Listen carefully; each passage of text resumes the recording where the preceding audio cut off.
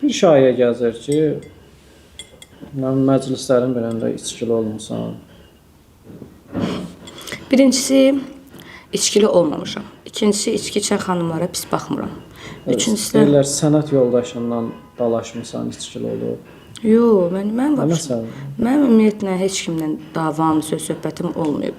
Mən dayanmışam bax belə yerimdə, ancaq mənim ünvanıma daş atıblar. Yığışdırın da daşları. Niyə səni daşqalaq edirlər? Paxıllıq eləyirlər. Meydan oxuyursan hər kəsə canlı oxumaq. Sponsorum yox arxamda, pulum yox dalımda. Heç yerə pul xərcləmirəm. Yalnız və yalnız bax bu qurban olduğum verdiyi bu səslə gəlirəm özüm. Onların hamısının biri mənim ünvanıma daş atanın birinin sponsoru bugün olmasa onlar unudulub gedəcək.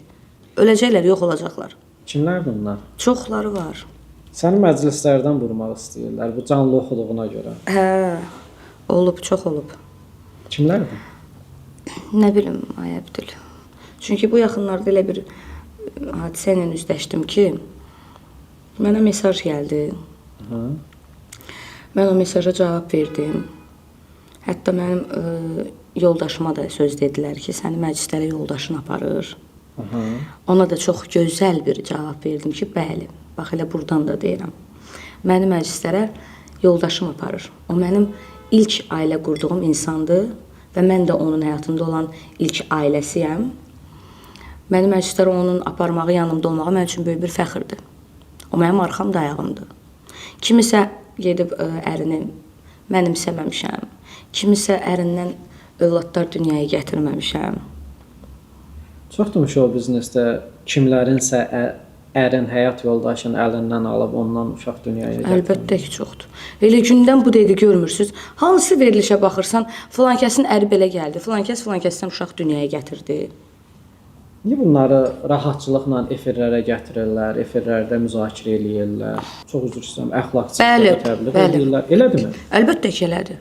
Mənə elə gəlir ki, evdə oturub televiziyaya baxan tamaşaçı üçün müğənninin ifası maraqlı olar. Şəxsi ailəsi, geridə gördüyü pis-pis işlər bu xalqı nə maraqlandırır ki?